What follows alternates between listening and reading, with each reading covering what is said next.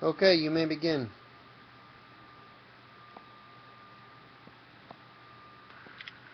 Looks like you've got something following you. What are those things? Polyhedra. Poly what?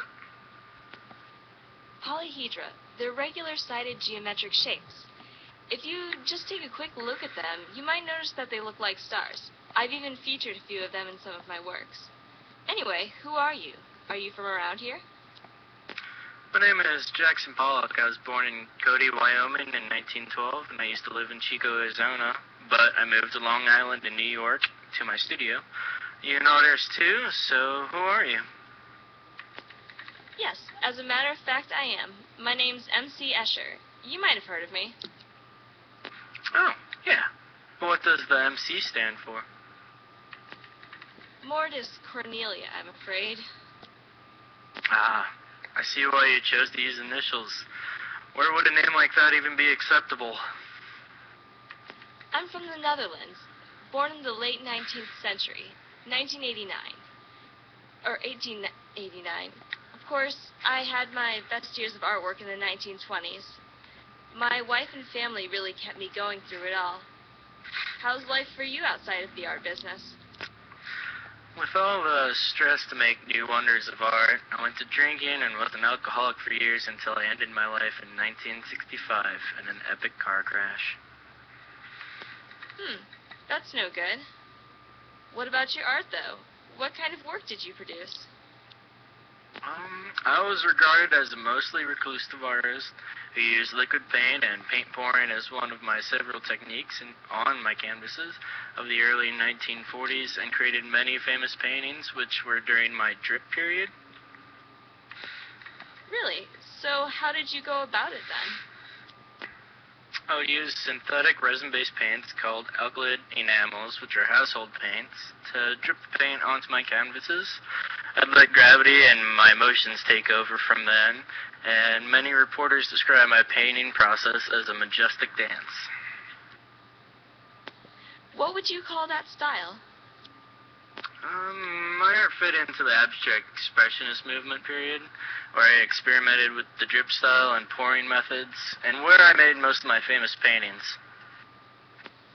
Interesting. Not exactly to my personal taste, but I can respect that. So, what would you call your style of work? Well, I've been called a realist, a decorative artist, and even a mathematician, but I prefer the term graphic artist. Most of what I work with are lithographs and wood engravings, making it easier for me to replicate some of my most intricate figures. What could need so much precision? Tessellations, actually. Those are designs that interlock with one another and repeat over the entirety of a surface, like those that you can see on my clothes here. I could simply spend days on experimenting with tessellated shapes. The visual effects that they can create are spectacular.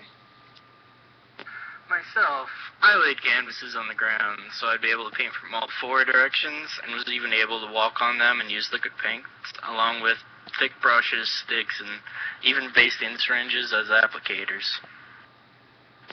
All four sides? Well, there's some alternate perspective of a shape there. With all this talk of geometry, you must be rather interested in math. Actually, that's where I've drawn a large majority of my inspiration from. Geometry, physics, calculus, they all give me brilliant ideas to work with. Not just with what makes sense, but more so with what defies the logic of space.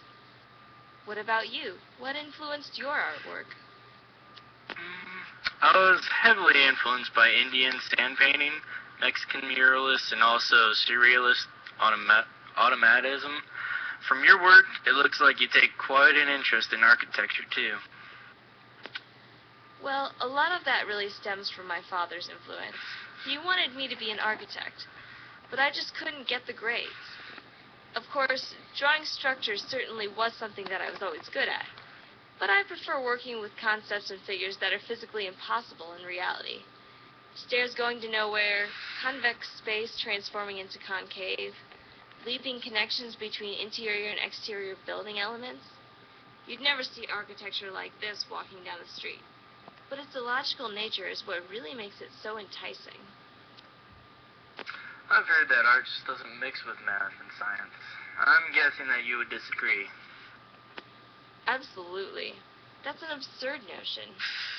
Visual art is all about how space is occupied, how one can divide up and fill a surface, how we rely so much on the concept of perception that it would be foolish to disregard how much math and science tie into what we see and how we represent it.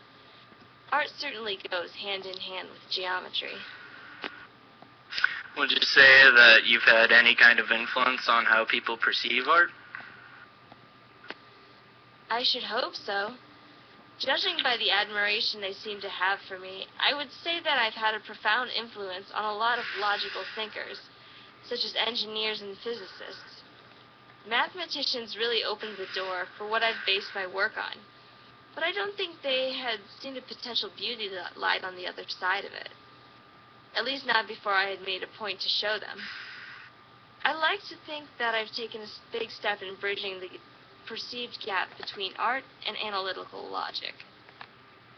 And how have you impacted art as we see it today? My rhythmic use of paint and my fierce independence were more lasting influences, and I'm considered a great modern artist, which many people study and imitate. Oh, and just one last question. Are you still alive? No, I died in 1972. Oh. Well, between you and I, that makes this conversation just a bit more awkward. Perhaps so. Well, take care. Yep. Bye.